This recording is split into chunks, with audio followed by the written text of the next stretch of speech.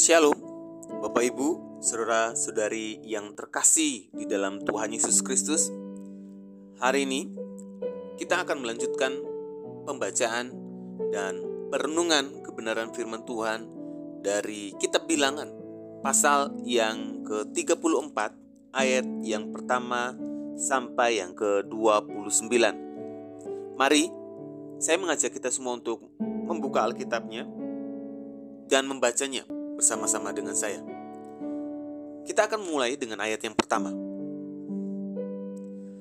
Tuhan berfirman kepada Musa, "Perintahkanlah kepada orang Israel dan katakanlah kepada mereka, apabila kamu masuk ke negeri Kanaan, maka inilah negeri yang akan jatuh kepadamu sebagai milik pusaka, yakni tanah Kanaan menurut batas-batasnya.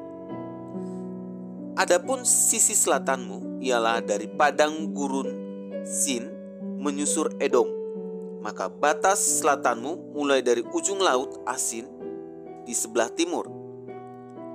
Lalu batasmu membelok di selatan pendakian Akrabim, terus ke Zin dan berakhir di sebelah selatan Kades Barnea. Sesudah itu ia mencapai Hazar Adar, dari terus ke Azmon. Kemudian batas itu membelok dari Azmon ke sungai Mesir dan berakhir ke laut. Batas baratmu ialah laut besar dan pantainya itulah batas baratmu. Inilah batas utaramu.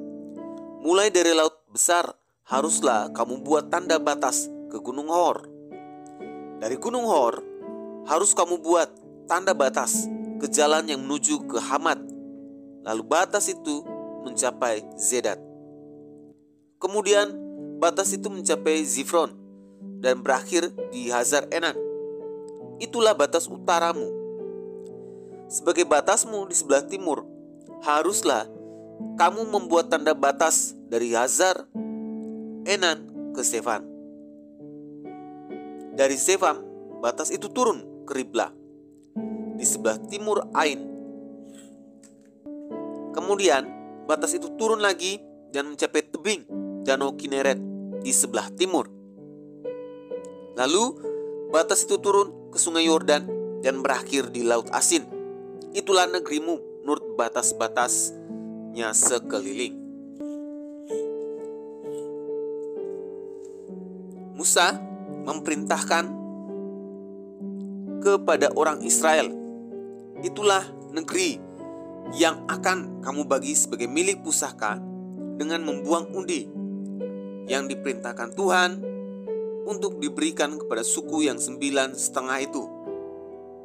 Sebab suku Bani Ruben menurut puak-puak mereka dan suku Bani Gad menurut puak-puak mereka telah menerima milik pusakanya. Juga Manasye yang setengah itu telah menerimanya.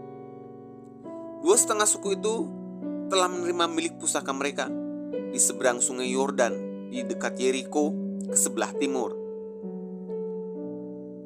Tuhan berfirman kepada Musa, "Inilah nama orang-orang yang harus membagikan tanah itu kepadamu sebagai milik pusaka: Imam Eliezer dan Yosua bin Nun.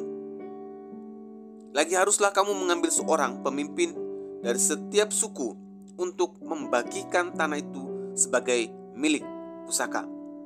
Inilah nama orang-orang itu: dari suku Yehuda, Kaleb bin Yefun; dari suku Bani Simeon, Samuel bin Amihud; dari suku Benyamin, Elidad bin Kislon; dari suku Bani Dan, seorang pemimpin, Buki bin Yokli; dari anak-anak Yusuf, yakni dari suku Bani Manasye, seorang pemimpin, Haniel bin Efod; dan dari suku Bani Efraim, seorang pemimpin, Kemuel bin Siftan; dari suku Bani Zebulon, seorang pemimpin, Elisafan bin Parnah; dari suku Bani Isakar, seorang pemimpin, Paltiel bin Azan; dari suku Bani Asyer, seorang pemimpin, Ahihud bin Selomi. Dari suku Bani Naftali, seorang pemimpin, Pedael bin Amihud. Itulah orang-orang yang diperintahkan Tuhan untuk membagikan milik pusaka kepada orang Israel di tanah Kanaan. Bapak Ibu, saudara-saudari yang terkasih di dalam Tuhan Yesus Kristus, dari renungan hari ini kita dapat belajar bahwa bangsa Israel diberi tanah perjanjian dengan batasan yang jelas. Jadi ketika Tuhan memberi berkat bagi bangsa Israel, tanah perjanjian itu bagi milik mereka, ada batasan yang sangat jelas yang Tuhan berikan bagi mereka. Jadi sejak awal mereka tidak diperintahkan untuk merebut daerah itu sesuai keinginan hati mereka atau sesukanya mereka. Tidak.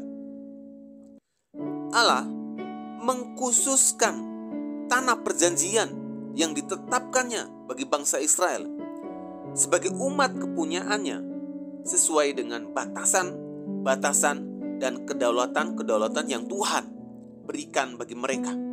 Sesuai dengan apa yang Tuhan mau, sesuai dengan batasan Tuhan, dan tidak sesuai dengan kehendak dan keinginan mereka. Bangsa Israel menerima tanah perjanjian dengan batasan-batasan yang sangat jelas. Jadi Bapak Ibu Saudara yang terkasih, anugerah dan berkat Tuhan tidak berdasarkan pada kehendak manusia, tetapi berdasarkan pada kehendak dan kedaulatan Tuhan. Umat Tuhan hanya menerima setiap batasan yang telah ditetapkannya. Berkat dan anugerah tidak diberikan sesuai keinginan manusia yang tanpa batasan. Lalu bagaimana sikap kita pada saat memohon berkat Tuhan? Atau bagaimana juga sikap kita pada saat menerima berkat Tuhan? Ya, kita seharusnya bersedia menerima batasan-batasan yang telah Tuhan tetapkan, yaitu batasan sebagai manusia, baik secara individu maupun sosial. Bapak Ibu Saudara yang terkasih dalam Tuhan, dengan batasan itu manusia memiliki ketertiban hidup, memiliki nilai batasan-batasan yang bisa menghargai dan menghormati hak orang lain. Bapak Ibu Saudara-saudari yang terkasih di dalam Tuhan Yesus Kristus, Tuhan di dalam Tuhan, orang yang makin diberkati Tuhan adalah orang yang hidupnya tertib, teratur, dan menghormati hak-hak orang lain.